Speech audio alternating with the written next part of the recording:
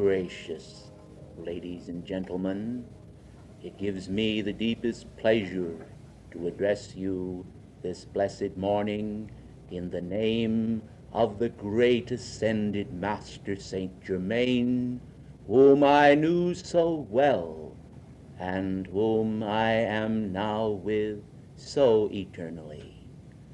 I would like to call to your attention that in the course of an individual's life, there frequently come moments of doubt, when it seems that the world scene does not appear in its proper perspective, and all the elements of society and personality seem to be a jumble, much the same as a puzzle, which needs the putting together of an adroit mind and consciousness. And at that moment, mankind does not always know just to whom to turn. I myself was in such a dilemma frequently, although I did not express these doubts to my associates, recognizing the need to be solicitous of those around me. I attribute all of this to the great guidance of the ascended Master Saint Germain, who by his wondrous love to me, which he made known through a release of cosmic wisdom, gave me that assurance in the business world whereby I seemed a pillar of strength to all those around me. They looked to me as to a benign elderly gentleman possessed with a great deal of endurance and vitality. They did not realize that all of the vitality which I manifested was from my God presence. It was a direct manifestation of that presence in my world. I would like to call to your attention, ladies and gentlemen, that it is very vital and important to each one of you that you recognize that God is a tangible, living being. Now, at first, this may seem quite a simple statement for me to make, and one lacking in profundity. But I tell you, ladies and gentlemen, there are millions of people who do not recognize the tangibility of spiritual power. They are limited to the five senses, and this is a curtain which effectively veils from their view all of the wonders of heaven that are manifesting and bursting around the feet of mankind almost hourly. It is such a wonderful thing, such a great blessing, when that veil and curtain are raised and mankind are able to gaze upon the vibrant buoyancy of immortal life and to know that mankind are cared for in a more than ordinary way. It was such a wonderful experience to me when first I came into contact with Saint Germain, when I realized that he was a vibrant, living person, a great ascended master, one who could come from the great cosmic ethers with the swiftness of blue lightning and make himself known and felt. The tangibility of this great master flooded my being, and I was wholly aware of the fact that I was in the presence of great divinity. But the one particular quality which he imparted unto me above all others, which floods my soul at this moment with wonder, is the fact that God within me had the same desire of transformation as was resident within the being of Saint Germain.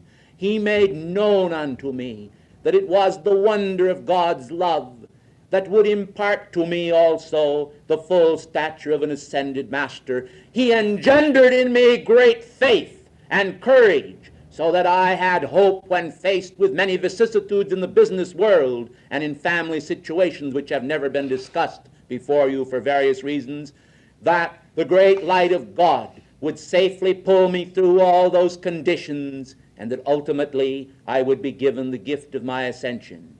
There was a specific reason why it was possible for the Master to do this for me, and I would like to point out to all of you that some of you may have occasionally felt that the same interest has not been taken in you individually as has been taken in others. I would like to call to your attention, blessed ones, that the karmic road, the road towards spiritual evolution, is always one of merit. And those individuals who do not fully recognize the fact that they are being given that which they merit are only making a mistake, which is a form of small rebellion against God. And it would be far better, blessed ones, if you would just cast that aside and have in your feelings the wonderful idea that God is coming to you and is going to make known to you in due course of time all of the wonders of his great love. You must recognize the need to place yourselves in his hands and to place yourselves in the hands of the great masters without conditioning in the human level. So many individuals so quickly fall into the mass thoughts and thinking of mankind, and it is therefore quite difficult for them to enter into the full buoyancy of the ascended master's octave. I pause now for a moment in order that you might reflect upon the words that I have spoken.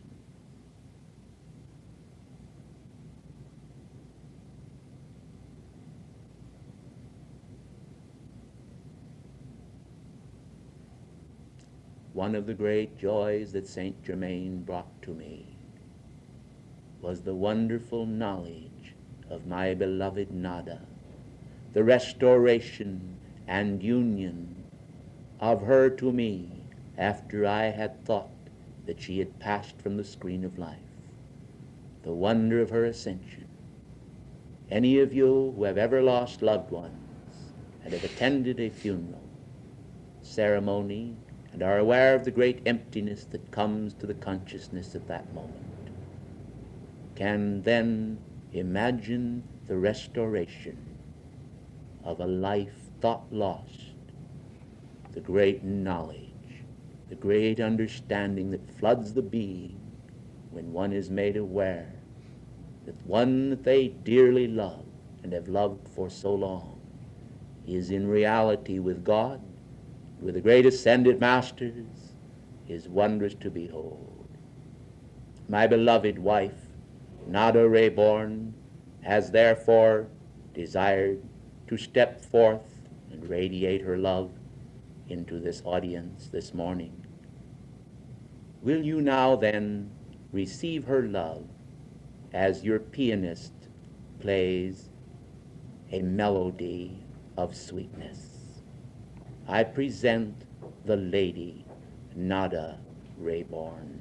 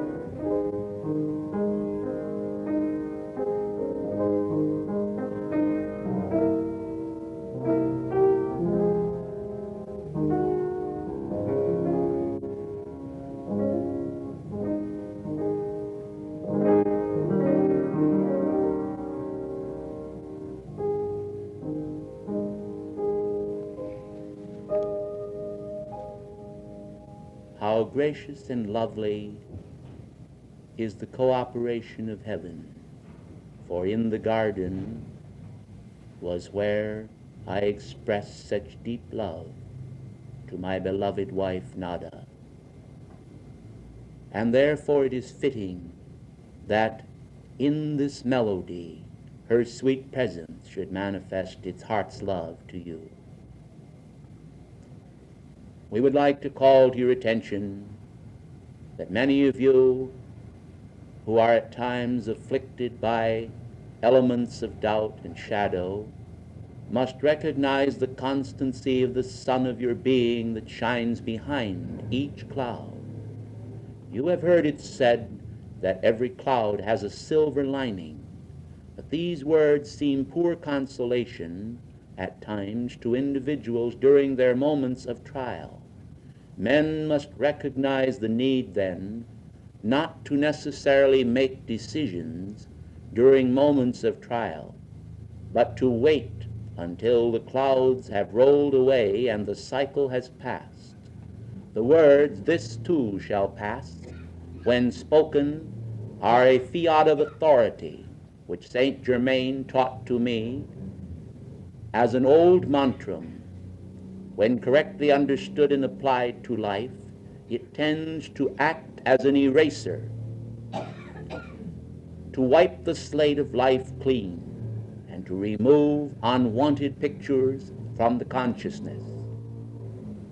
This too shall pass, stated 3 times, and followed by the light of God never fails 3 times, creates a mantram of Christ consciousness to clean the consciousness of unwanted conditions and bring forth a positive victory over negative elements which may at times be projected into the consciousness of mankind. The elixir of life which Saint Germain gave to beloved Godfrey was a special qualification of spiritual fire, which he was permitted to receive because of a certain advancement in his own life. Individuals today must understand that a specific pattern is often not followed in each case, and that each individual is not given the same identical treatment by the ascended masters. Some people are privileged and blessed with a direct vision of the ascended masters, and others are not. This does not necessarily mean that the one to whom the master appears is more advanced than others. In some cases it is true that it does signify certain spiritual advancement. In other cases it merely signifies that the spiritual sight is quickened to a greater degree. For in many cases the master stands before those who do not see the master, and because they do not see him, they do not really realize that he is there. However, through the power of radiation, the beloved Master Saint Germain has made himself known to many of you, and he will continue to do so if you will keep your attunement high and worthy of his great love. Quite naturally, it must be understood that although the masters have the power to multiply their images, so that all of us can at will project ourselves to many individuals at the same time, simultaneously, it is also a great law that individuals must be worthy.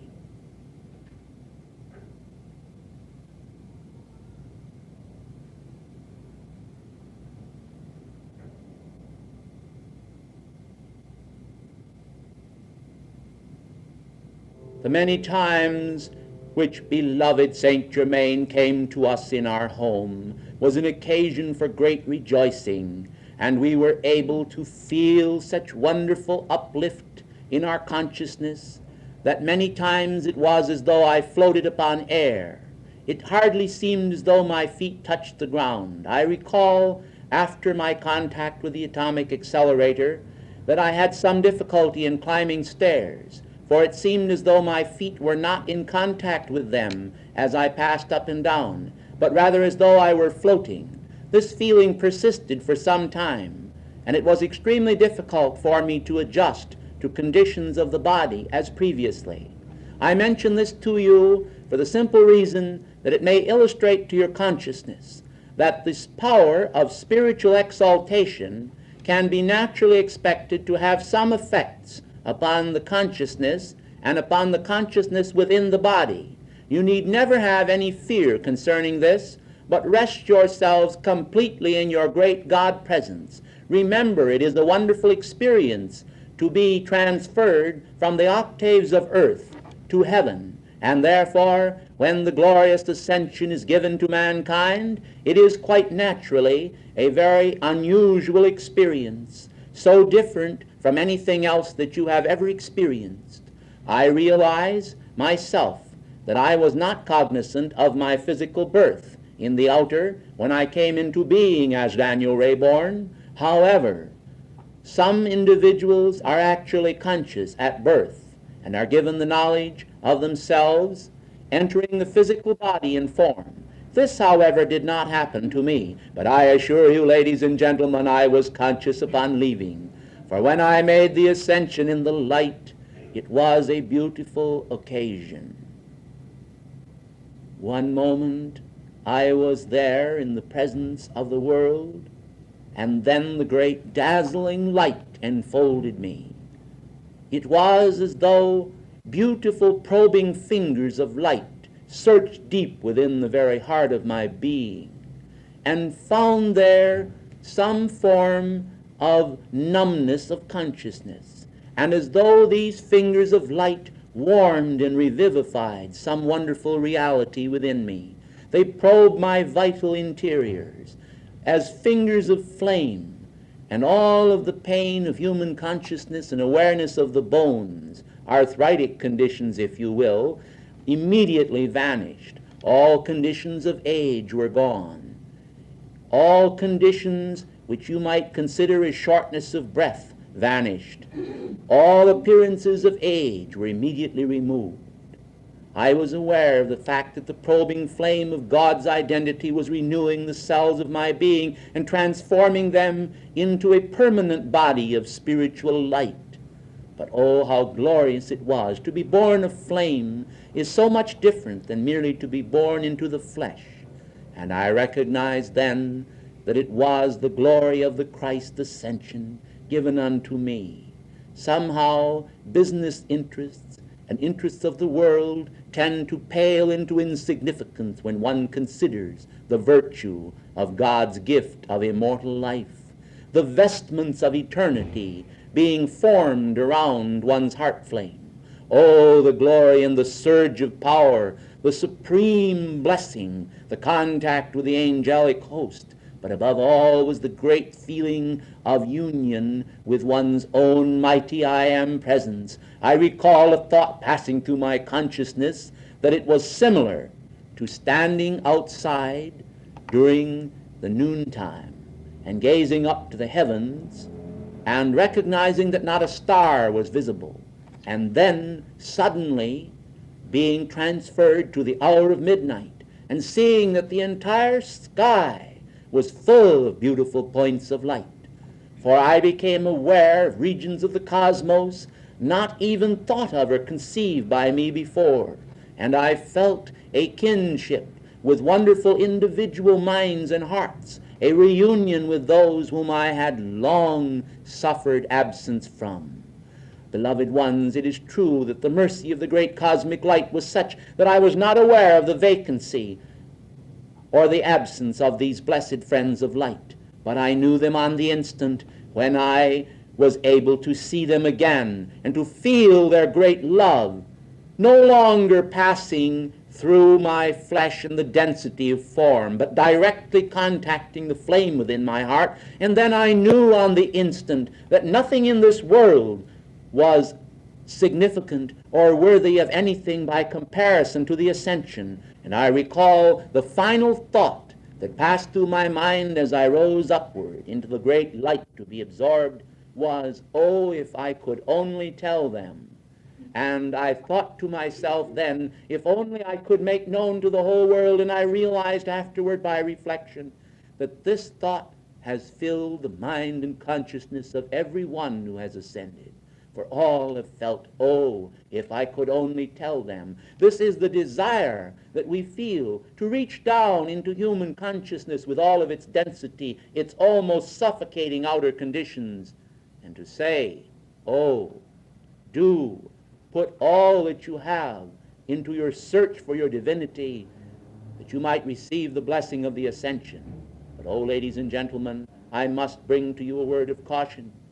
For now that I have had contact with Archangel Jophiel, with the god and goddess Meru, and with the great and wondrous friend of light, your own Cthulhu, on higher levels. And now that I have consorted directly with beloved Jesus, and have sat at the table with him, have had him hold my hand, and felt his arm around my neck, I must convey to you that you must not shirk your own outer responsibilities. You must not shirk your responsibilities to God. You must render unto Caesar a part of that which is Caesar's, but do not be afraid to cheat a little, for God winks at that. But you must, above all, recognize the need to keep balance, to be at peace with one another, to be ladies and gentlemen, to reflect the gentility of Saint Germain, to show understanding and kindness, to be patient with men, to bear afflictions with hope for freedom and deliverance from them, and to recognize that behind the curtain of world Maya is the light of eternal truth shining onward forever. The great star of your being is a star of hope, but it has an anchor point within your heart.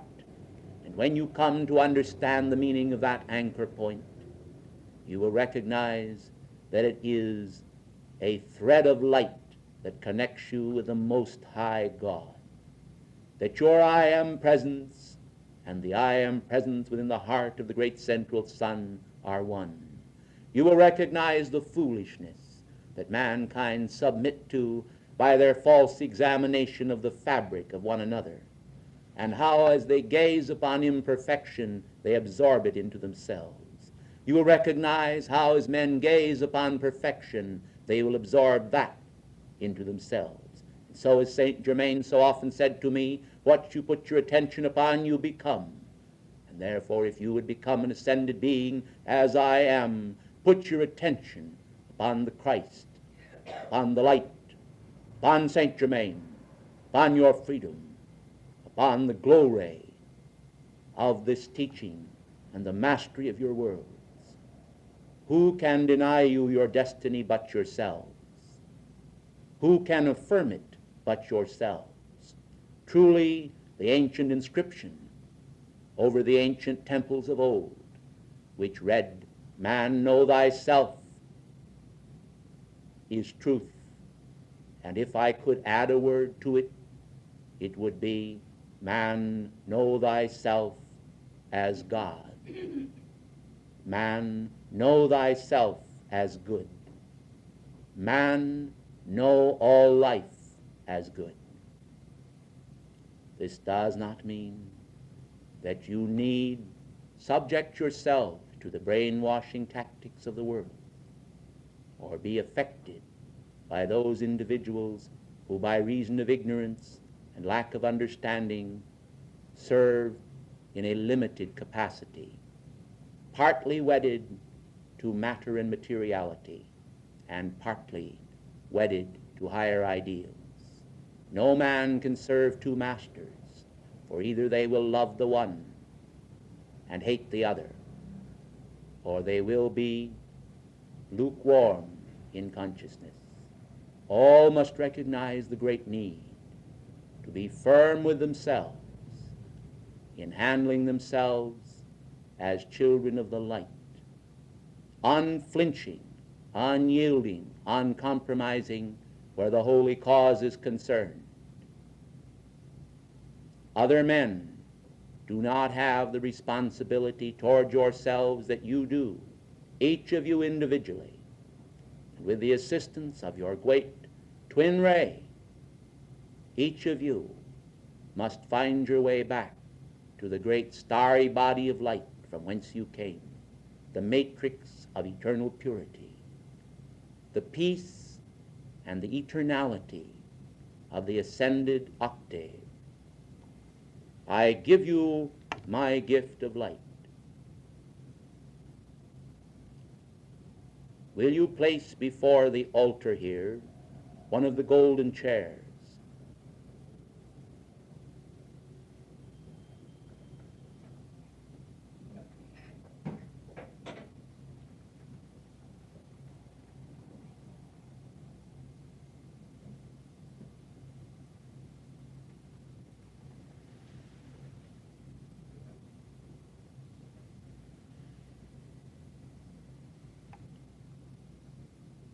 In the name of Saint Germain and the entire spirit of the Great White Brotherhood, I call to Chananda in the Cave of Light for the instantaneous magnetization of this chair, the stepping up of the vibratory action around this altar. I call to the great divine director for the resurgent energies of Christ's accomplishment to be magnified in a beam of direct light substance to pass through the substance of this chair and to energize it for the space of 1 hour.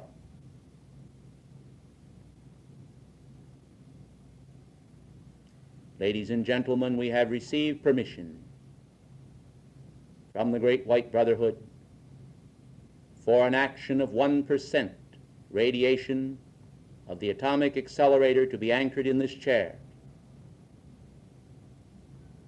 We ask you to share it with one another for the coming hour. Ladies and gentlemen, in the name of the Great White Brotherhood, I thank you.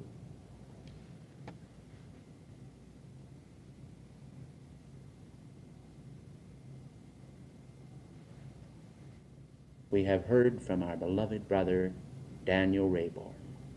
He has given us a great gift. There is now anchored for the space of 1 hour until 1:15 approximately by my watch, the energy of 1% of the radiation of the atomic accelerator. This may seem like a very small portion to you, but it will give you, if you had 50% of your energy already transmuted, it would give you your ascension.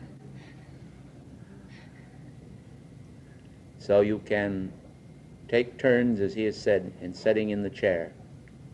I hope that no one will try to usurp their time in the chair. How many people are here? About 40, 50? Well, no one should be there longer than a minute, I would say.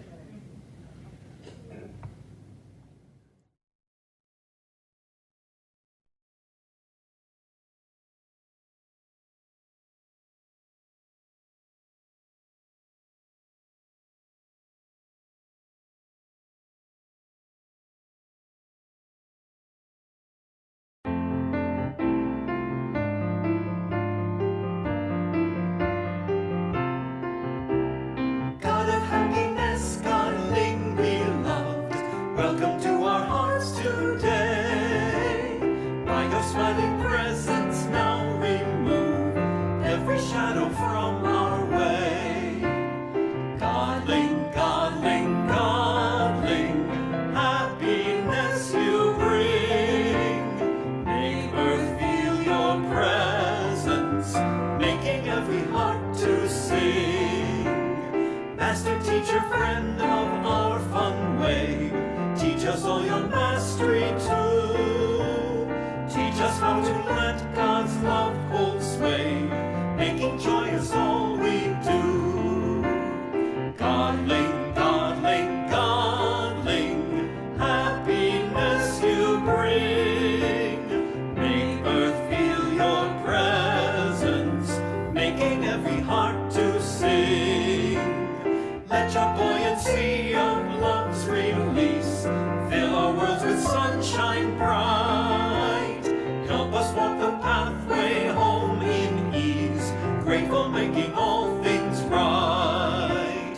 God Ling, God Ling, God Ling, happiness you bring.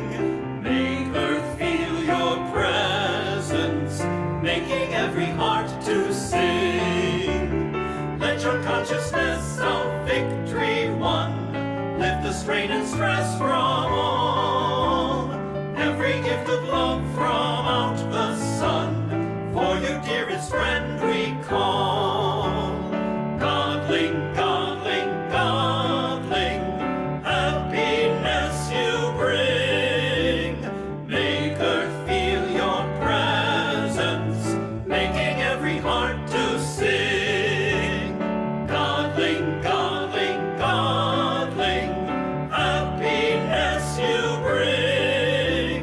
Make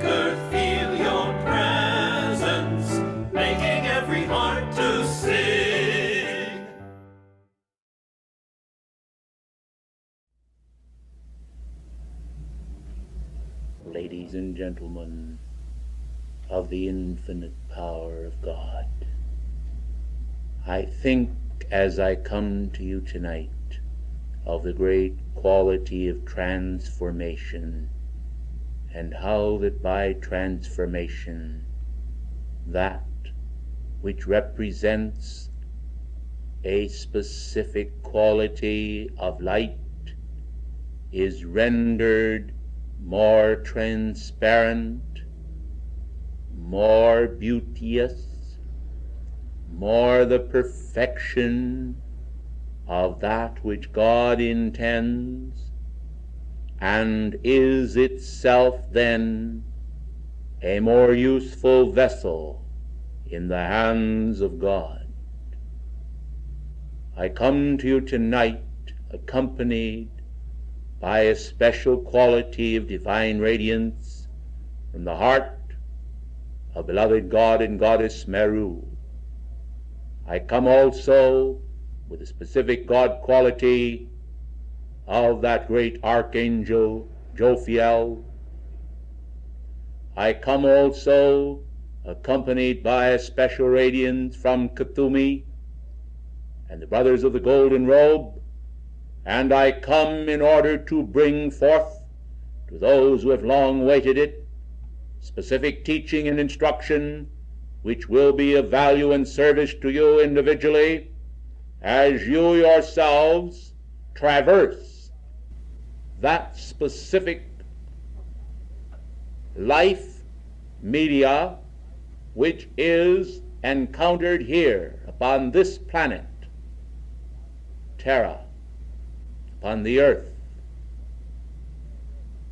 One could say, and justly so, that this earth and the experiences of this earth are representative of a testing ground and a school of higher education where men and women are being prepared that they might be given greater authority and dominion by the proof of their worthiness vouchsafed to the karmic board through the life record which they are making. Unfortunately, many individuals seem to feel that they are able to cheat the karmic scales, which is absolutely impossible. I know. I have seen and examined the record of too many individuals to be convinced that the cosmic law itself is possessed of loopholes. This is an invulnerable law. And as I speak to you tonight, I am determined to bring to your consciousness that the invulnerability of the law and the infallibility of the law is a virtue of constancy which your blessed hearts may be thankful for. If the law possessed loopholes as human law does, it would soon be victimized by individuals who desired to set it aside for their own specific privileges and characterizations so that they could walk as they chose, having one hand rule for themselves and another for their brothers. The constancy of the law assures all who follow God's laws that they will be justly rewarded and openly by the great karmic board. In this audience, there are a number of individuals who down through the passing years have been very observant, and these have noted how that accidents sometimes are brought about, whereby life streams find that their tenure upon the planet is shortened. These accidents happen to people of all ages, and sometimes the observant in this audience have wondered why some specific individual was struck down. They have not always been able to ponder this mystery with any satisfactory solution. For me to say to you, or for you to say to another, it is karma, is truth, but it is small consolation. When we deal with the law, we are not so much interested while dealing with the law with the element of consolation as with the element of understanding. And whether it may be consoling or not, it is essential that individuals understand that the very constancy of the law is the greatest blessing possible to a life stream, because it assures cosmic justice being meted out to all. And this is not an eye for an eye, or a tooth for a tooth, although it is well recorded, vengeance is mine, saith the Lord, I will repay. We who know the deity with such intimacy, having entered into the great cosmic transfiguration upon the mountaintop with the Christ, are aware of how good it is to abide in the courts of heaven, and we trust ourselves and all that we are with the deepest gratitude to the judgment of heaven.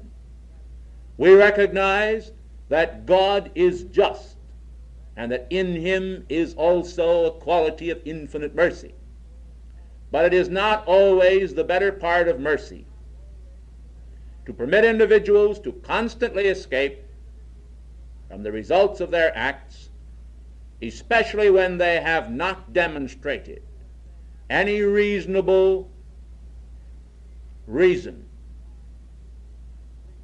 why this should be granted unto them by the record of their life stream. Dear hearts, it is sometimes a most cruel thing to an individual to remove from them the whiplash of karma, when it was the only method by which their rebellious spirits would acknowledge the supremacy of the deity. It is regrettable that this is so, and heaven itself has lamented it, but heaven is too wise by far not to cognize the necessity of the chastening of life streams in order to bring them to that God fruition of benefit, whereby the cosmic itself, the great mind of God, the benign powers of the universe, can bestow upon a life stream the blessings which walking in the paths of righteousness for his name's sake bring. I am aware that I am making my point, and therefore shall move on to another subject, which is perhaps one of the greatest and most important subjects you will ever have brought to your attention, because it deals with your own beloved God presence depicted in this chart. I am specifically tonight calling to your attention the fact that your own mighty I Am presence is very close to you and follows the pattern design which is revealed in this chart.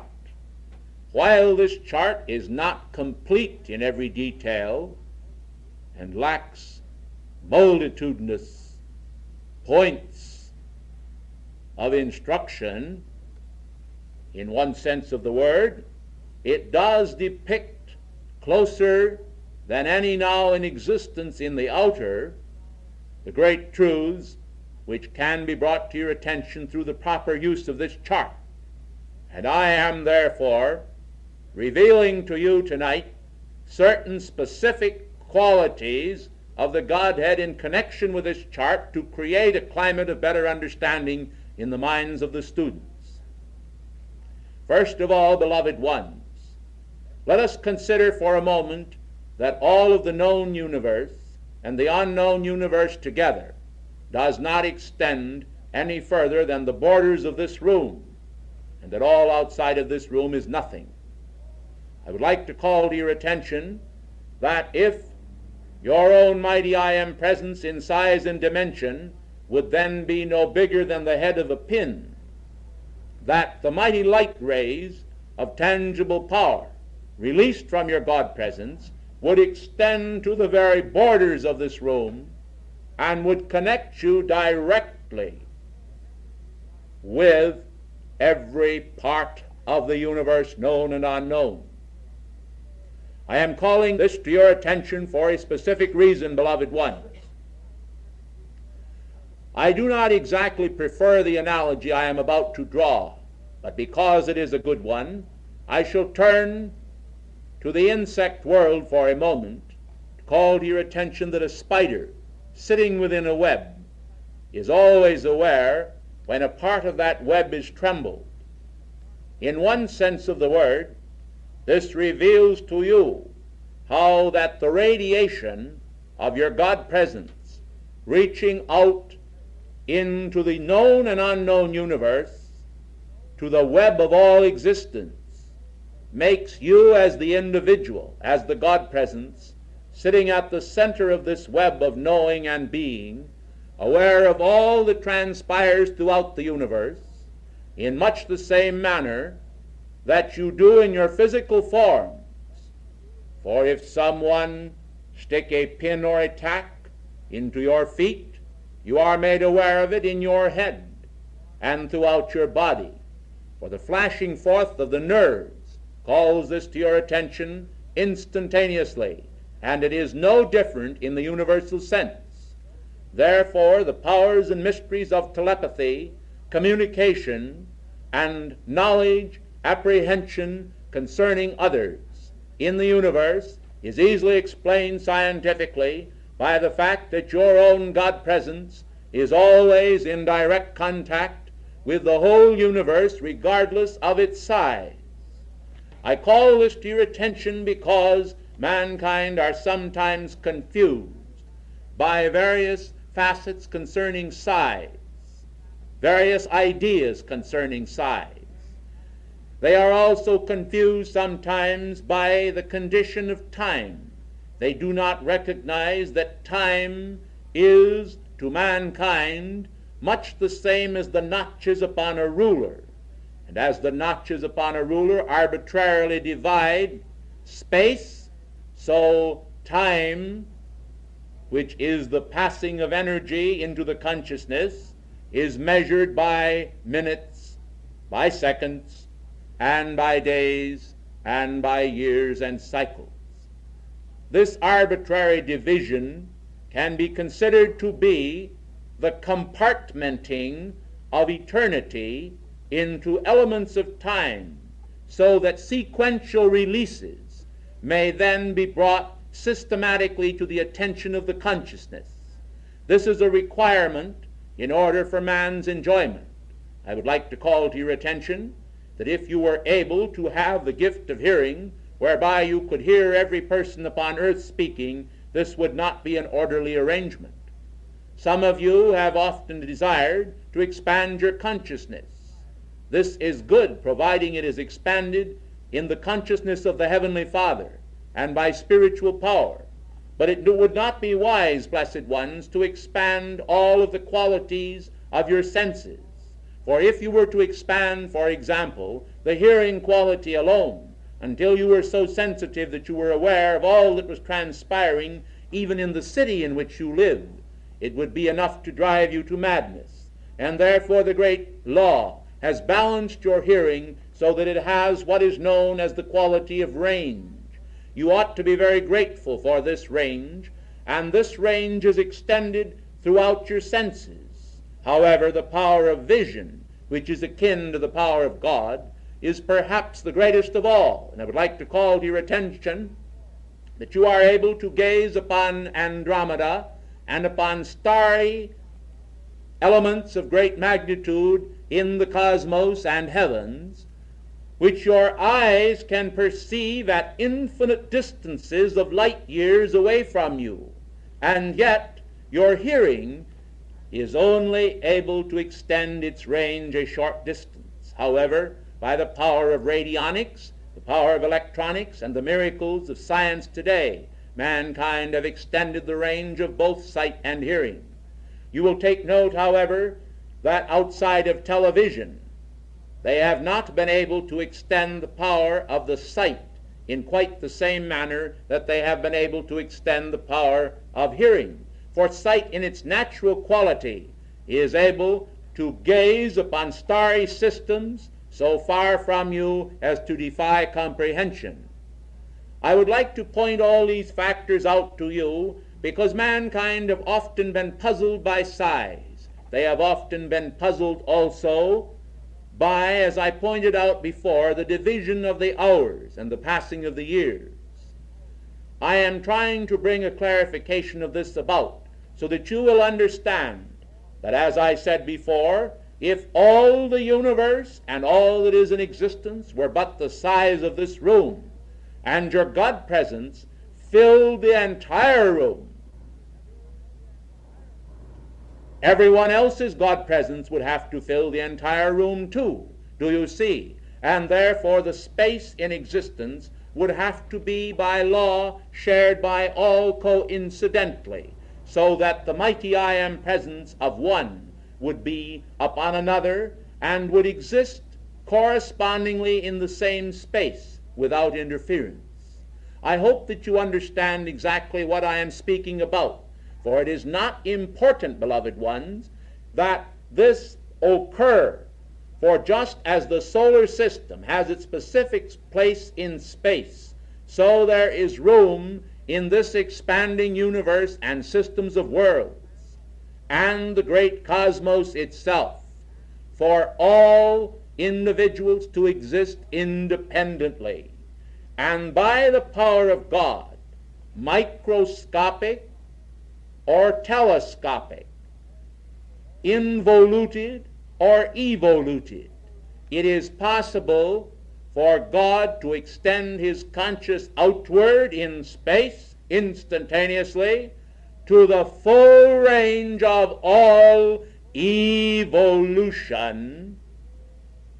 or to bring it inward to the flame within your heart, and then into an infinite range of minute universe systems within your heart to involute creation, and express to you that through the great balance of consciousness, the systems of all worlds, involuted and evoluted, are universally related to the consciousness of mankind, which in itself has a specific range of being, but possesses the God quality of expansion, so that that specific quality of consciousness which you claim as your own life is actually a vessel on which you sail into uncharted seas,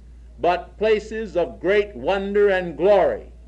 I call these things to your attention so that you will understand that the unrealities of life are actually not important at all, but that what is important is the realities of life, and the realities of life find their greatest blessing in the specific qualities which God has established, saying, "Thou shalt go no further, but shall remain fixed in thy orbit to this specific place." This is always the requirement of the great law, which fixes the bounds of man's habitation, lest he should pass beyond it, until he has become worthy to take dominion over the higher octaves of his own being.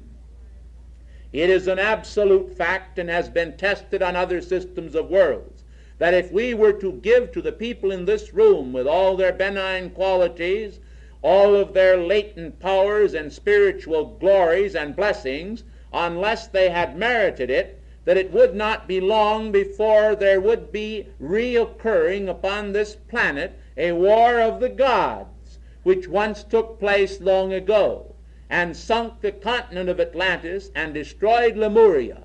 I call this to your attention because it is essential that you understand that the power of limitation by cosmic law was established in order to prevent mankind from wreaking unnecessary havoc and destruction upon one another because of a lack of comprehension of what it means to be entrusted with power. The great law of God knows exactly what it is doing, and I would like to call to the attention of the student body that this great blessing is conveyed to you in God's laws. The fact that men and women do not know the laws of God in no way affects the laws of God, for these laws are self-operative and do not require the assistance of any individual upon this planet in order to operate. They function in much the same manner that the power of God works through your subconscious being in order to keep your heart beating while you are sleeping and not able to give it directions. And even when you are waking, beloved ones, you are unable to give your heart directions and to stop its beat, although it is possible for some of you to quicken its beat through the power of excitement. I hope, ladies and gentlemen, that none of you will fall asleep during this specific information and instruction, but that you will make every effort to be very awake, for I am releasing in this class certain information which has never before been given to the students in this manner. And when you have a chance to contemplate and review these factors, you will say to one another, the information which Lord Ling released to us by the power of Archangel Jophiel and the god and goddess Meru, with the assistance of Kuthumi, was the most invaluable instruction which we have ever received. You will do this if you are honest with yourselves, and if you attune with your own divine presence. For I am releasing tonight information which is of the most tremendous value when it is appropriated, for it is information which will make you comfortable and will help you to avoid hysteria as you face the coming tests and trials of life in order to win your ascension. I know, for I have been in the wilderness places, and I have stood against all of the forces of Egyptian tyranny, as it was directed against me by the black magicians of Egypt, and they were men of great power in the arts current at that time, which were not restrained in the same manner as they are today restrained. Some of you today actually almost have fear in your worlds concerning some of the power that has been given to those individuals who misuse that power. I would like to call to your attention that there are great restraints imposed upon them today by the cosmic law.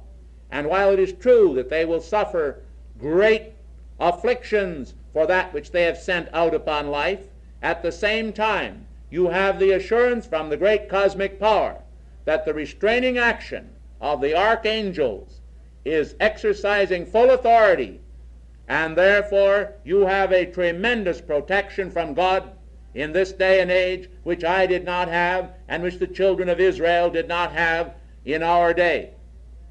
Now, ladies and gentlemen, I hope that I have given you some settlement in your mind concerning the fact that you are located apparently within a fleshy form, a structure of bone, a structure composed of the elements of the earth, of water, of the earth element, of the air coming in through your lungs, and with the fire of God flashing forth into your heart flame to keep you alive. I hope you realize that you are not confined to that body insofar as your consciousness goes, but that your expansion and liberty in the higher octaves must of necessity be confined to a certain extent in order that you might suffer, and I do not mean it in the sense that you will suffer ill effects, but I mean it in the sense that God's grace will expand in you certain effects in the world of form that will mean a spiritual education to you, so that you will be fitted for a higher cosmic office in due course of time.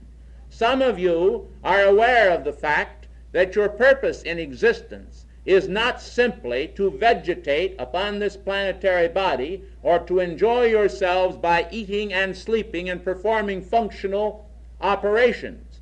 Most of you are aware that there is a most holy purpose in the tabernacle of being, and that in the Holy of Holies, where the great Shekinah glory and the shew bread is revealed to mankind as the spiritual manna of heaven, and the great holy high priest of God, the inner Christ flame within your heart communes with the great God presence, that there is a law written, and that this law is the sacred Torah of God, and that that is the living face of God, the living Word incarnate, the unutterable Word of God, which is related to the word I am, as it is the ineffable name, the unpronounceable name, and yet the most powerful name in all creation, which is I am, but which is I am when cognized, and not I am when not cognized. Do you see, beloved ones, if you declare I am and think that this is merely mortality, you are claiming but the tabernacle of skins, and you are yet in your wilderness wanderings. You have scarcely escaped from the Egyptians. But if you, beloved ones, have entered into the truth of being and declare I am, knowing that you are God, and knowing that you must therefore perform as God would, you then become no longer in the realm of the wilderness and in a tabernacle of skins, but you become one with the new Jerusalem, the holy city, and enter into the great court of the temple, passing eventually into the Holy of Holies of your own being, and you are builded upon the foundation stones referred to by John in Revelations, all the way up through the 12 foundation stones, and you understand what is real about yourself and what is unreal about any man.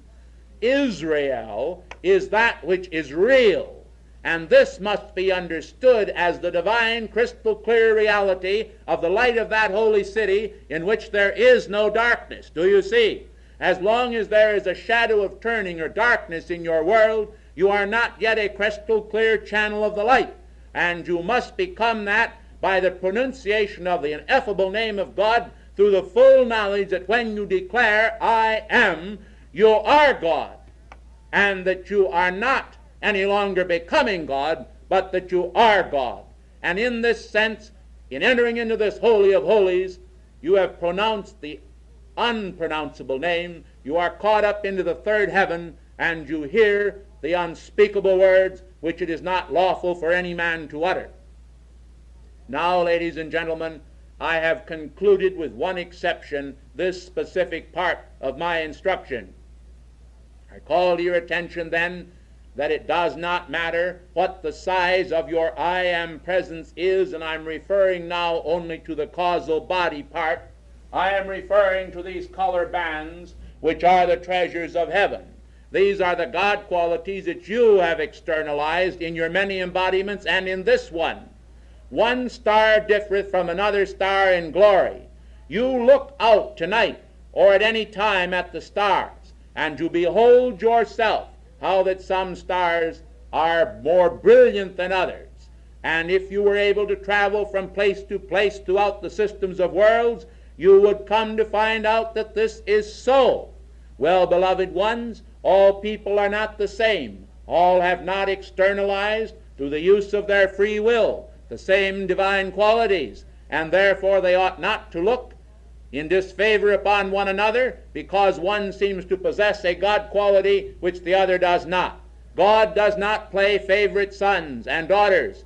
Each individual was given equal opportunity, and it is how they have employed that opportunity that has determined exactly how they manifest upon the screen of life. Absolute justice, as I told you before, is a part of God, and His law cannot be broken.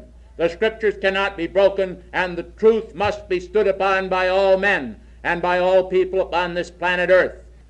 I tell you, ladies and gentlemen, this is an important factor in your spiritual evolution, to understand that the karma which you bear is of your own creation, that although you might be given the highest spiritual gifts until you have ascended, you must yet balance all karma, even though you would ascend with that karma.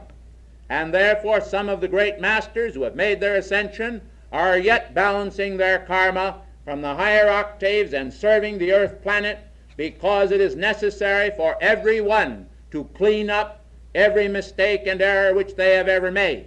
Now this is the law of God, and no man can set it aside.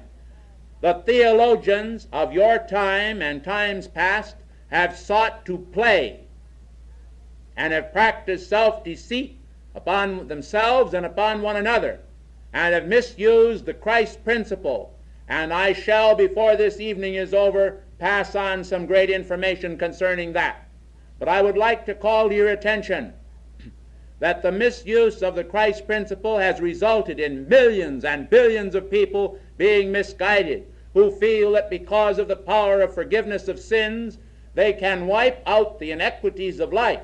I tell you, it is a serious thing, ladies and gentlemen. How many of you today, if you knew that you were going to pay the penalty, would steal stolen fruits? But if you thought you could escape from it, you might do it because you thought you could escape. I would like to call to your attention that no one, including the greatest masters, will ever escape from any error that they themselves have created. This is the law, and it is not the intention of grace, mind you, to abrogate the law.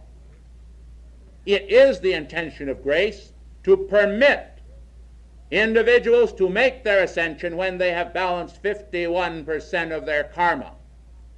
This then enables them to cut themselves free from the octave where they make karma, so that it stops the action of the karma-making qualities and elevates them to a place where they can balance that and see that they are completely clean, having wiped the slate free of every single jot and tittle of that which they themselves have violated concerning the laws of God. Does this not differ from the doctrines which would tell mankind that there is a vicarious atonement whereby one individual who acts the part of a scapegoat shall wander out into the wilderness for the sins of all men? I ask you in the name of heaven, why would it be correct for mankind to suffer because of the sins of one man, so that because of Adam's sin all men should pass on and die and suffer forever? I tell you, ladies and gentlemen, this referred to the type of Adam, which refers to the material man embodied in physical form. And by virtue, if you can call it virtue, of physical form and human density, mankind inherit the ills to which the flesh is prone. And this then must be overthrown, and that which is corrupt must put on incorruption, and that which is mortal must put on immortality. And thus is death swallowed up in victory, and thus is the sting of death removed by the power of the right use of the God flame.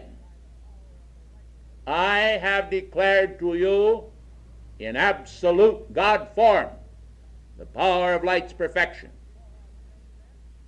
Awake in God's name then, and let not the sinister powers that would keep this message from your consciousness keep you enthralled by any form of projected feeling of sleep. I ask that everyone in this room jar themselves to the full awakeness of this hour, that they may get the importance of this message. Ladies and gentlemen, I am about now to convey to you the second part of my dissertation. I am now about to reveal to you most wondrous and glorious information concerning twin rays. For a long time there has been a great deal of confusion upon the earth planet concerning the use of the sex force and concerning the use of twin rays. Now I am most concerned that this matter be cleared up both now and for all time, so that the student body everywhere has the full benefit of that great cosmic knowledge and is able therefore to be blessed.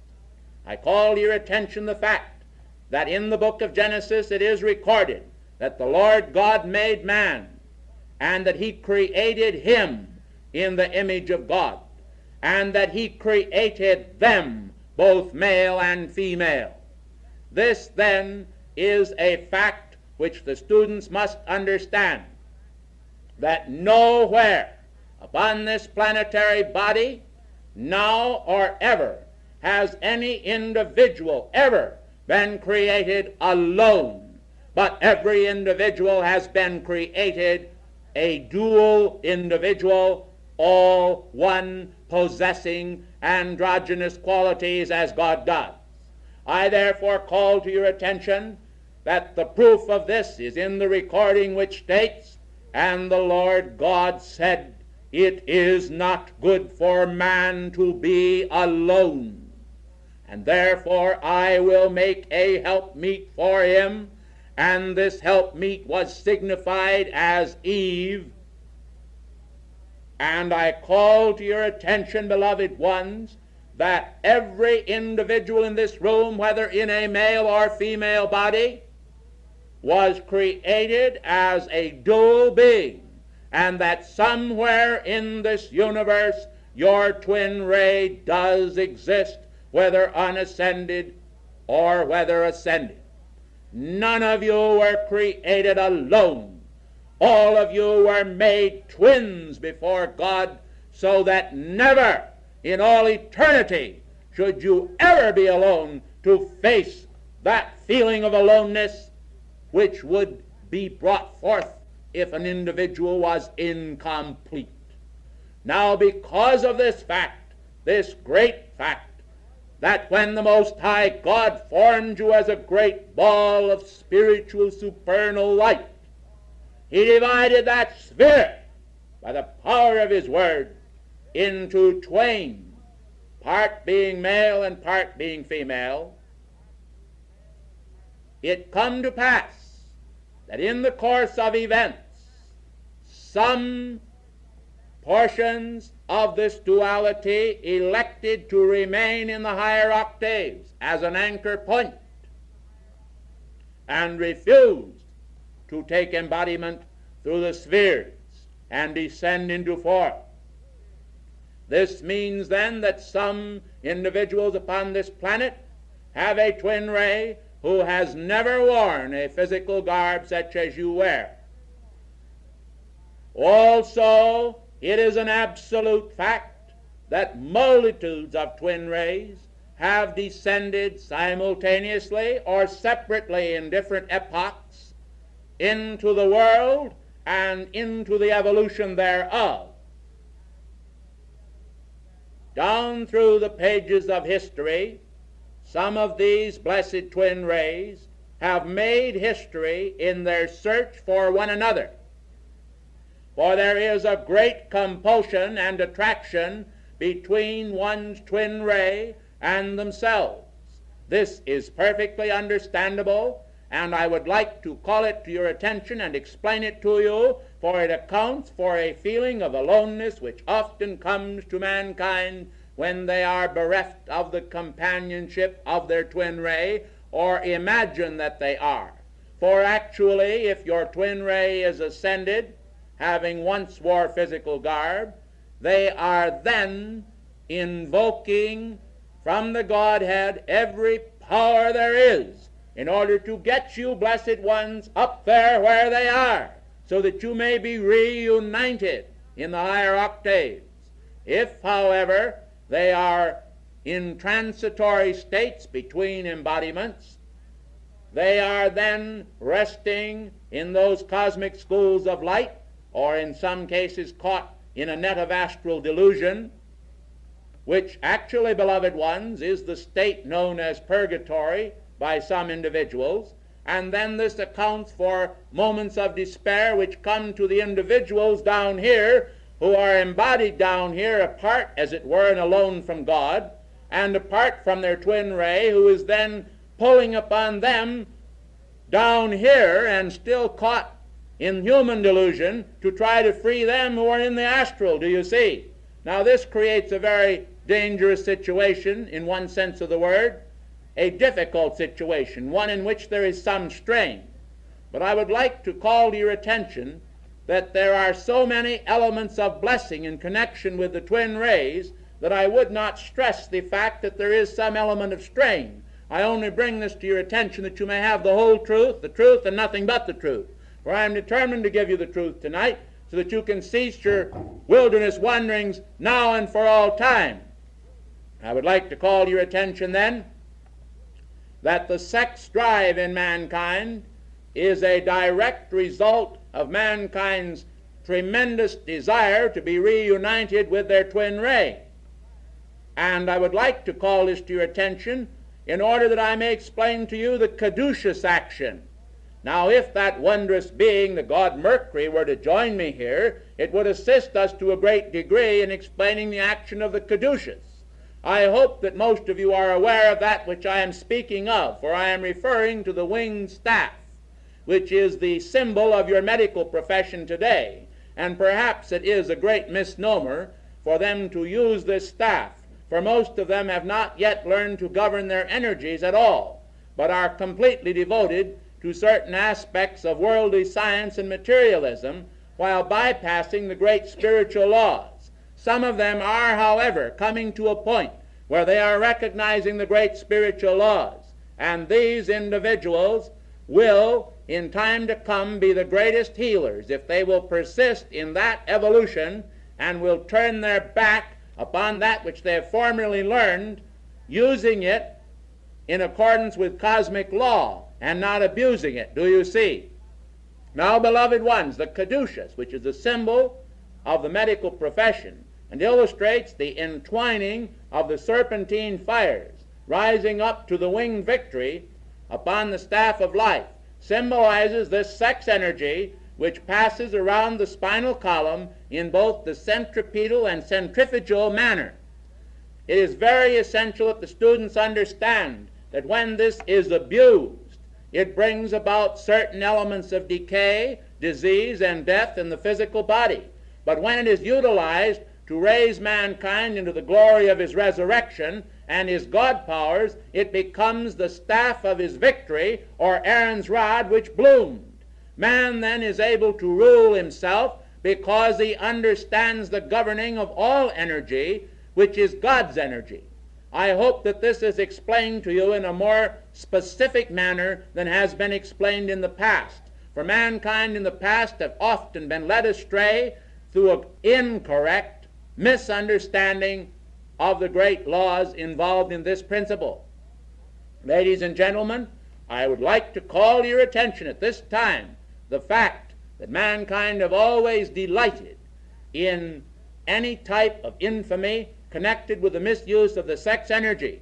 And when the individuals embodied in the time of Christ caught the woman in this type of act, they immediately reverted back to the laws which I wrote.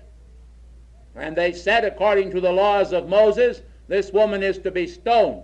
Here I would bring to your attention the quality of mercy and understanding and grace.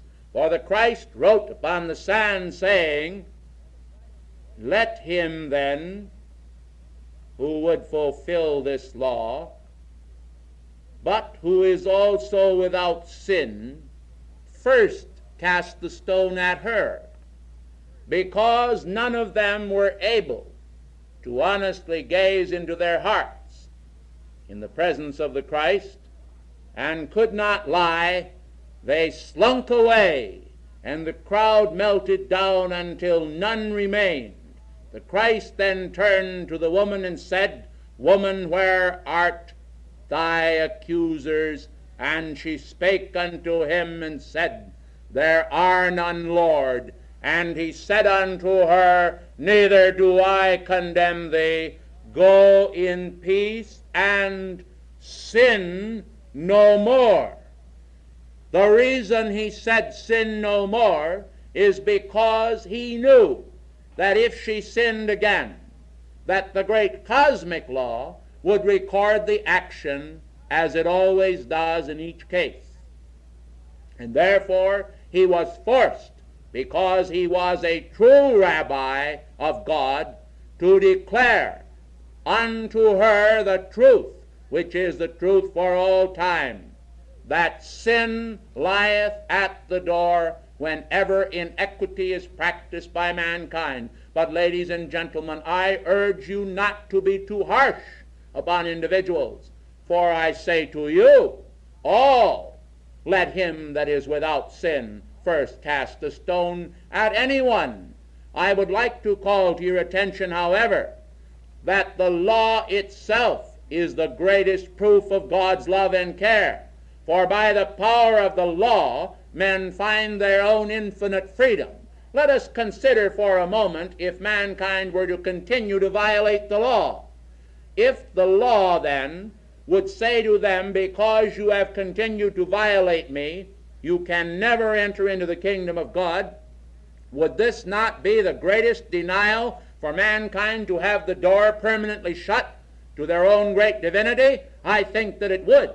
Is it not then a great act of grace that the law is perfect and just, and that the law states to every man, when you clean up your world and desire to proceed to your Father's house, you can enter and there balance your debts to life. This is not in any way harsh. This is an action of great grace and mercy, and there is no other way. In Israel, long ago, the ancient prophets, many of whom are my dearest friends, spake, saying, you have a saying in Israel, the fathers have eaten sour grapes, and the children's teeth are set on edge. I would not that you would have this saying in Israel, the fathers have eaten sour grapes, and the children's teeth are set on edge, for each man shall bear his own burden. This is the correct understanding, and not the idea that I am a jealous God visiting the sins of the fathers upon the children, even to the third and fourth generation. This must be properly explained as an action of karma, for when that expression was made in the ancient Hebrew language, it declared to them, I am a jealous God, visiting the inequities of each individual upon them unto the third and fourth embodiment, and thenceforth forever until they have cleaned up their worlds, and did not declare that individuals should suffer for the sins of their fathers, but rather that each man should suffer for his own sins. In the name of heaven, beloved ones, how simple and how foolish can mankind be to think and imagine that the infinite, most high, glorious God would charge the debts of one man to another. How then do you suppose anyone ever escaped from this planetary body? How do you suppose righteous men were chosen? Because of their iniquities? Because of their sins? They were chosen because of their virtue and their love and their adoration and their virtue that became amplified and amplified and amplified until the glory and glory and glory of God became so wondrously within their consciousness that they were just naturally exalted and raised up. Do you see, beloved ones? This is common sense.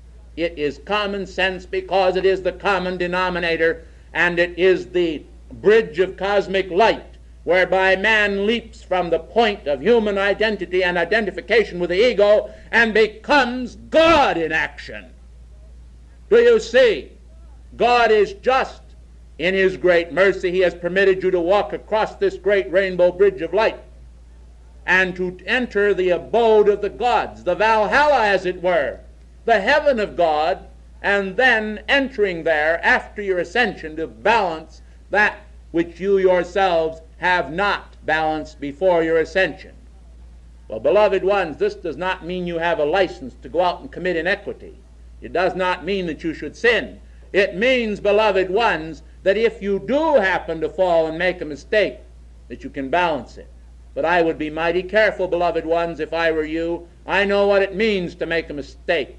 However, let me point out to you that if this mistake be made in line of fire and in duty where you are trying to do service to God, you need not think that the recording angels do not know every intent and motive, but your motive must be crystal clear, and it must not even be hidden in the folds of self-deceit.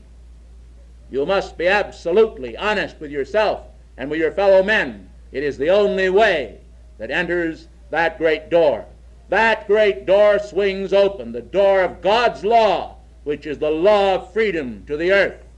It is the law by which Christ operated, by which Buddha operated, and by which all who have ever entered into the kingdom of heaven have operated. No one has ever been able to push this door open by their own pounding and hammering. they have clamored to get in when in desperation in the astral realm, when they were suffering the afflictions of the purging of their own iniquities from the screen of their life in the astral realm. They have begged and cried, as the rich man did when he called forth unto Abraham, saying, Abraham, Abraham, send Lazarus to me with one drop of water to cool my parched tongue. Mankind, interpreting this parable, have had the idea that God had created a place of torment. God did not create this place. This was created by those who enter it in their own consciousness. But because they created it and lived in fear of it all their life, they entered it in the astral realm, and they will not escape therefrom until they are delivered from it by the angels of deliverance, by the mercies of God, by the prayers of the faithful, and by all that God intends to act in order to cut them loose and set them free. Now, ladies and gentlemen, I would like to point out to you that there has been a tremendous misunderstanding throughout the world concerning the sex energy of mankind, and the abuses of that energy have been frightening and terrible. They have caused a tremendous wave of condemnation to sweep over mankind. The sinister force, in all of its delusory action, delights in bringing to mankind condemnation for the use of that energy when it is wrongly used, and yet it is the most potent, absolutely the most powerful energy operating in this octave today. And it can be used for the regeneration of your physical forms, for the vivifying of your spirituality. I ask you, ladies and gentlemen, how many of you are familiar with the fact that the ancient Egyptians wore a serpent which covered their forehead? Are you aware of the fact that this was a symbol of the serpentine force raised up the spinal ladder and consecrated to the unfoldment of their own latent spiritual powers? Are you aware then of the understanding of this mystery? In the words of the Christ and the words of God spoken in the beginning, which said to the serpent in the symbolical allegory, thy seed, referring to the woman Eve, shall bruise the serpent's head. And speaking to the serpent, but thou shalt bruise his heel. The Achilles heel of mankind has been their abuse of the sex energy. And every son of heaven that has ever entered the radiant portals of light has elevated this sex energy until it has become wholly divine. It is creative force. It is light. It is the power of God. It is linked with life. It must be properly used and understood. It is a magnetization within man and within woman, which seeks to find the twin ray. If the twin ray be ascended, it must be lifted up to the highest. And if not, then it must be properly elevated in both, until, by the power of its consecration, man find their freedom as God intended. And when the caduceus is operative in the proper manner around the spinal ladder, the flames of freedom rise up the spine, and through the nervous system the spiritual power of light flows, transforming the blood from red blood into golden light. And then the transformation is effected. This occurred on the Mount of Transfiguration when I appeared. On the Mount of Transfiguration, this occurred in the Christ, the fullness of that action. And it was but a short time thereafter that he was raised from the dead. For this is the secret of the power of life and death. Saint Germain knew this great teaching, and it was through his proper understanding and use of it that he was able to live for hundreds of years in one embodiment. I tell you, ladies and gentlemen, there are yet many mysteries which are not understood. I hope that this night I have shed some light upon the mysteries of man and woman. I hope that you understand that man is a manifestation of God, and that woman is also a manifestation of God, and that the proper description thereof is womb man, or womb manifestation, one intended to bring forth progeny to perpetuate the race upon this planet. But it is written that in due course of time, by the power of the spoken word from the throat, spiritual individuals shall face one another, and uttering the word shall quicken by light rays in the seed power, the proper use of the caduceus and the sex energy, producing a living form instantaneously in the great cosmic light, which steps forth a Son of God in radiant manifestation. In this manner Melchizedek was born, without father and without mother, without descent, without beginning of days and without ending. You say, you have said that he was born without father and mother, and yet you have said that they faced one another. Yea, it is true, but those who faced one another were as masters of light, as sons of God. And he was without earthly mother and father, but not without heavenly mother and father. I have revealed to you one of the secrets of the order of Melchizedek this night. You have been given great and special privileges this night to hear from me and from the great Master, God and Goddess Meru, the beloved Kuthumi, and others, tremendous revelations that you might have in this day and age greater understanding and peace, so that your hearts will be at ease. If your twin ray is not with you, do not be distressed or press the world around seeking your twin ray. Leave it unto God. Saint Germain has united many twin rays that are in embodiment.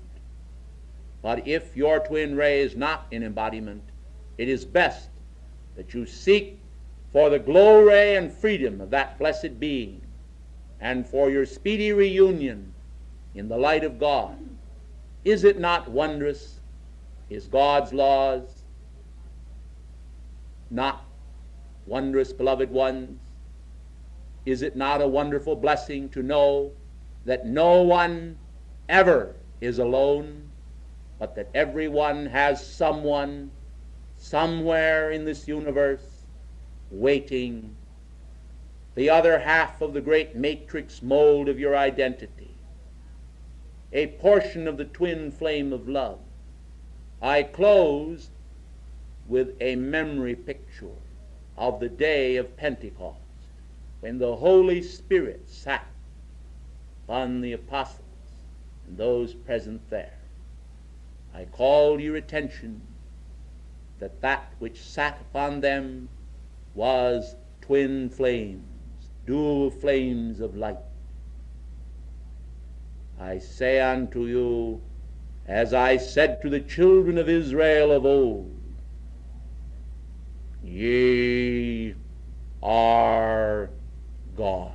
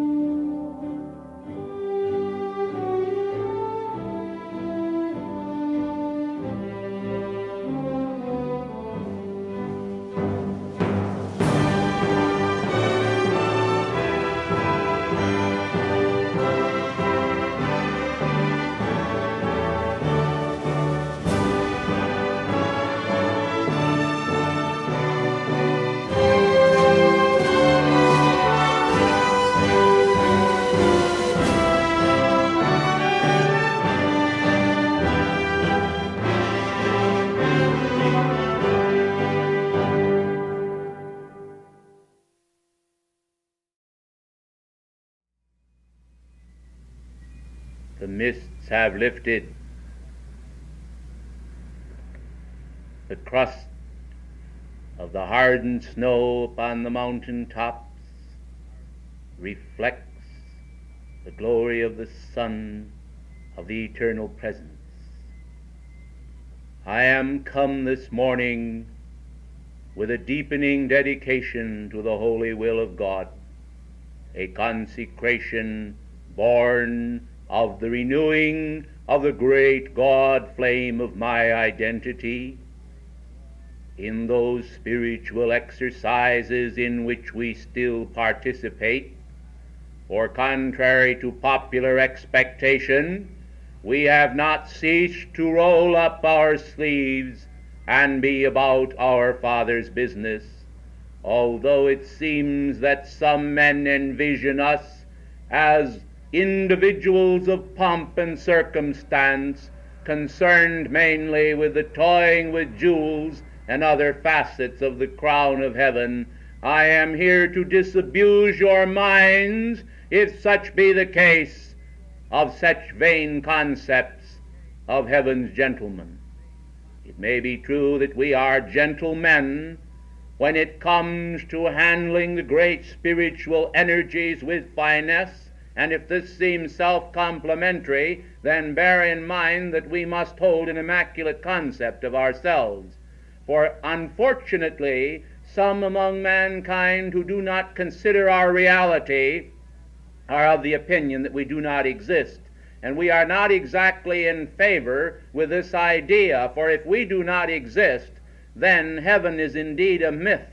For the reality which we behold is certainly heaven, and I am therefore anxious to espouse the cause of your visitations to our chambers, that you might indeed partake of the same glory which we ourselves do, and see for yourselves as to whether or not this is a myth.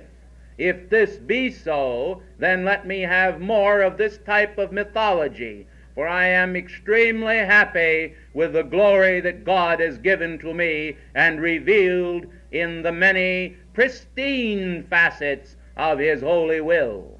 For I would direct your attention to the idea of origins in preference to the state of current evolvement of human society.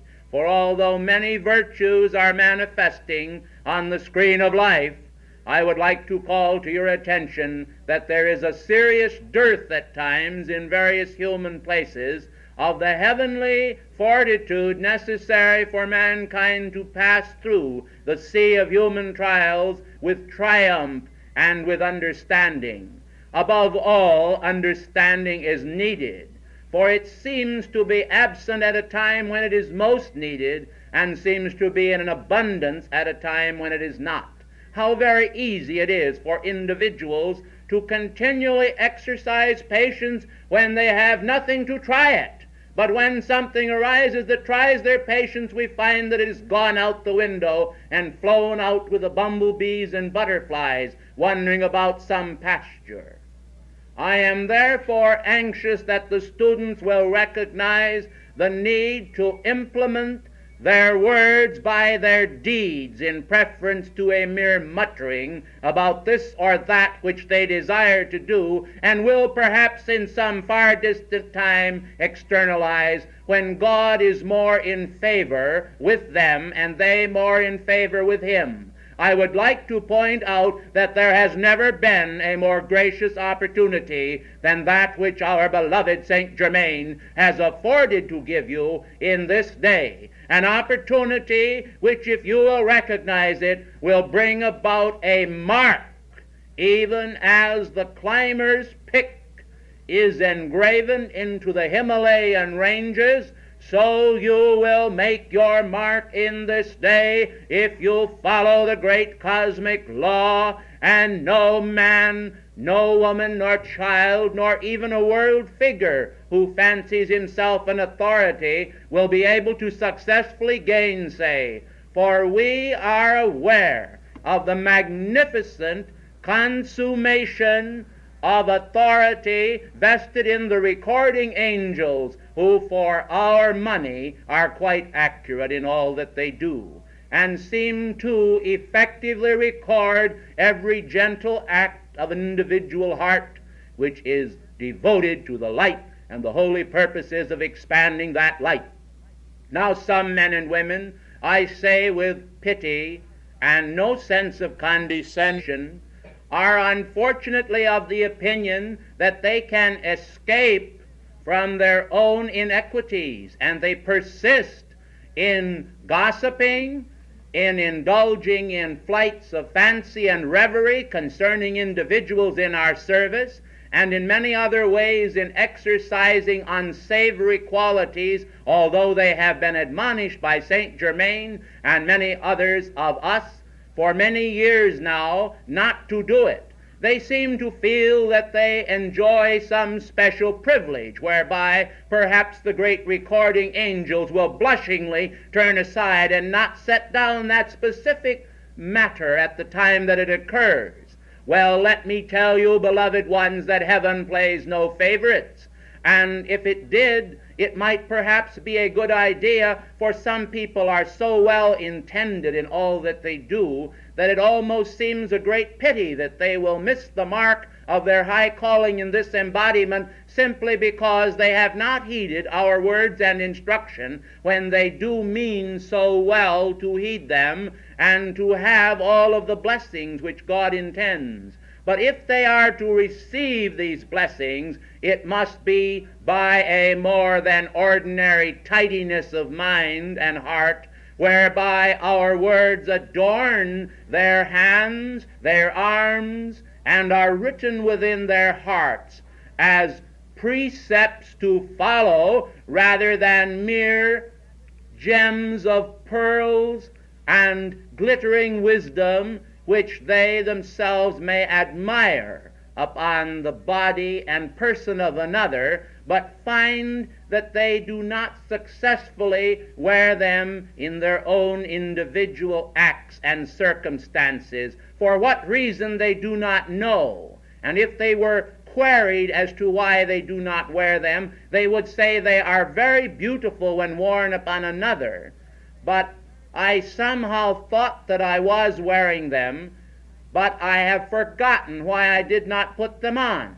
Do you see, beloved ones, this is a case of mankind's forgetfulness to adorn themselves with invisible garments and invisible qualities of being.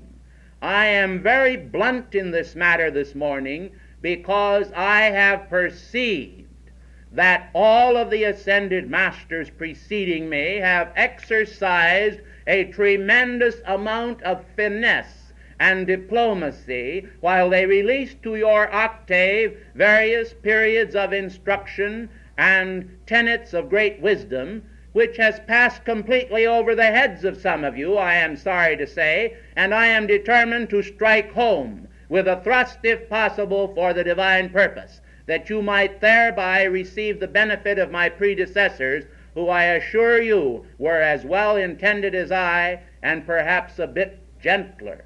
Nevertheless, I want to call to your attention that when the final lists are over and the records are unraveled, your gratitude may come to your God presence because you paid heed to a man of the first ray who dared to tell you the truth when all your human ears desired tickling. For I am interested in the progress which is made on behalf of the light, and I assure you Saint Germain is also, and therefore I received a whisper of permission before I spoke today that I was encouraged because the other masters who spoke to you felt that it might be that a word to the wise would be sufficient. And therefore, I am bringing to you today a greater awareness of human nonsense and how individuals continually fool themselves and no one else by listening to the words of the great ones and then turning around and doing just the opposite, which the instruction declares. I would like then to remind you that such is not the fulfillment of heaven's law, but is an aborting of the energies of the great ones released into your hands and keeping for a purpose. And I do know, dear hearts, that you intend to keep our precepts, and your intentions are so well laid, so well designed, and yet sometimes short of the mark. I hope then that you will recognize that my intent this morning is the stirring up of your energies so that a great spiral of achievement will be created, whereby all of the love and energy released by the ascended masters throughout this class and other classes will be a consummation of a heavenly ideal in preference to a mere listening to beautiful words and music while dancing to another tune in complete contradiction. Mankind sometimes become puppets and rag dolls. Their arms dangle from their shoulders, and their hearts seem like lead, simply because they are exposed to the vibratory action of the psychic human effluvia of creation, and they do not let the vibrant quality of the ascended master's octave and the great power of their own divine presence surge through their being to enliven and quicken them. This then brings to my attention the fact that there is a scriptural reference to the quick and the dead. Let me remind you that the quick and the dead both hear the voice of the Son of God.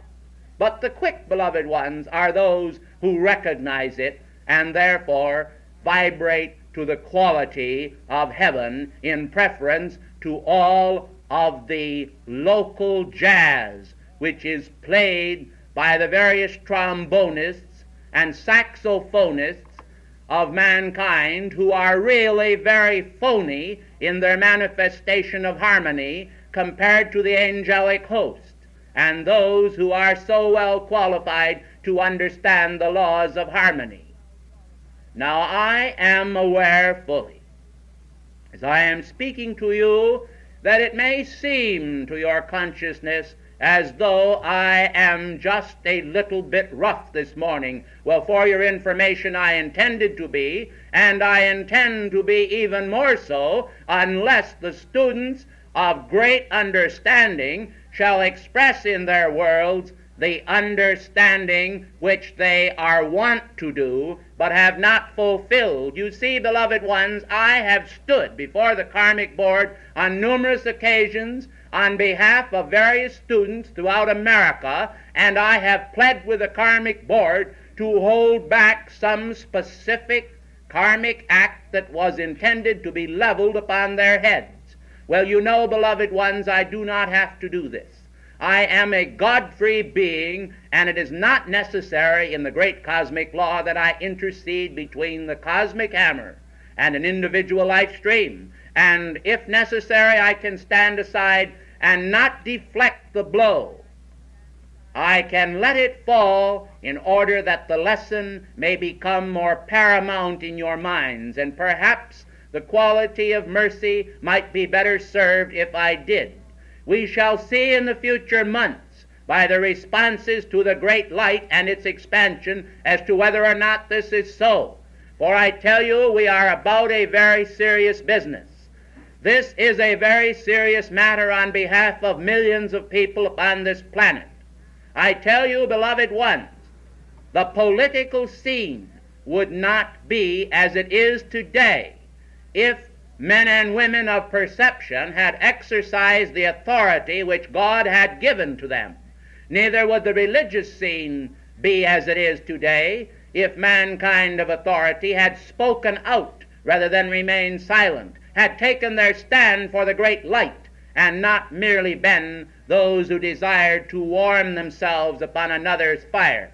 I tell you, ladies and gentlemen, you all have a fire within you, and if necessary, I am determined to build one under you until you get off of your feet and stand up for the light as you never have stood before. I would like to point out that since the Los Angeles class, some individuals who attended it were blessed by great light, and some have already departed this earth for higher realms and octaves. While you are here is not a time to be lethargic, neither is it a time to be asleep, for every precious moment that life gives to you is given to you by God. A chaliced moment, mind you, a diamond communion cup in which you are intended to consummate the union of yourselves with your own God self. If then you neglect this great salvation which life gives you in the moments, hours, days, weeks, months, and years of your existence, no one else can balance that for you as much as we would desire to do so. And every time I have stood between you and your karma to act as a great intercessor, it has been an act of mercy, and I have said to the karmic board, give them another chance, for they knew not what they did. And the karmic board is more merciful than you know, and they have granted my request time and time again, because they recognize that I am a being of hope as well as faith, and that charity is in me as it now is in me and remains.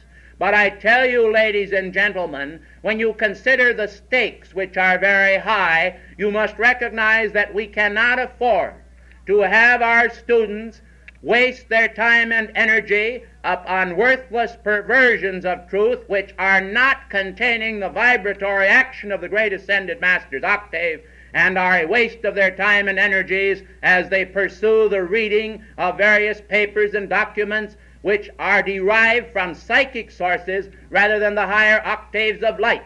I call to your attention an example which I now desire to cite for you concerning the court magicians in the time of Moses, that when Aaron went down and appeared before the court of Pharaoh and cast down his rod and it became a serpent, that they at that court, who were the court magicians, cast down their rods also, and they too became serpents. But I would like to point out to you that the great rod of power, which was the rod of Aaron, reached forth and swallowed up all of the serpents of the magicians, so that they were not able to stand against the light, and they were aghast at the great power that manifested from on high. Well, this is the difference between truth and error, for truth in the long run will swallow up all the falseness and will assimilate all of that and will bring forth a man-child that will rule the nations with a rod of iron.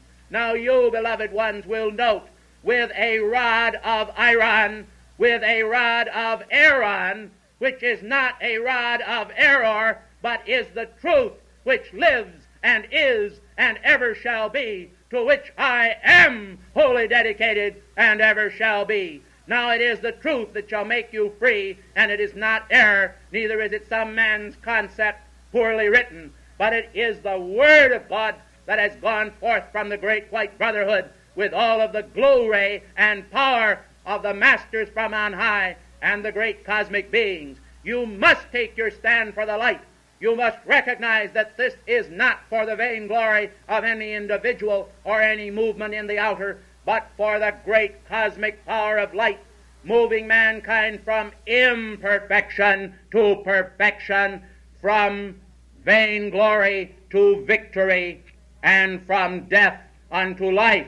This is a life and death struggle between the powers and economies of the world and the great powers and economies of heaven. We are not permitted to interfere with free will, and therefore I am only charging what I say in the direction of those students who have dedicated themselves to me and have pledged to me their troth. Because they have, I am able to exercise some dominion over them, and those individuals who think that I would not discharge them if they do not persist in following the right path have another thought coming.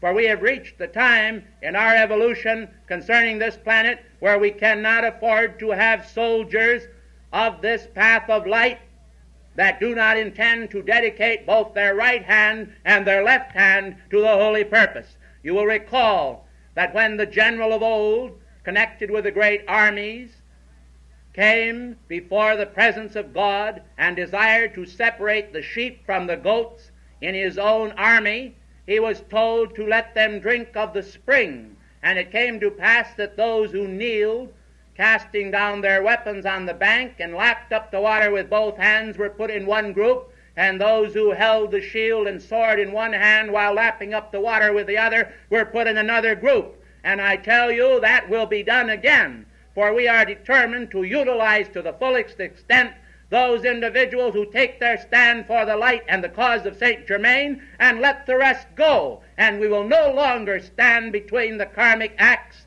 and those individuals who have for far too long actually dilly-dallied in the exercise of their spiritual authority over themselves and over the activities which we represent. We represent the great white brotherhood, and we are determined that the power of this activity and the power of the great white brotherhood shall come to the fore on behalf of mankind and every little child whom God loves, that this planetary home shall become the heaven God intends, and a haven of refuge rather than a place of terror and destructivity. Ladies and gentlemen, do you pledge to me your renewed fealty? I ask you, I thank you, and I bid you good morning.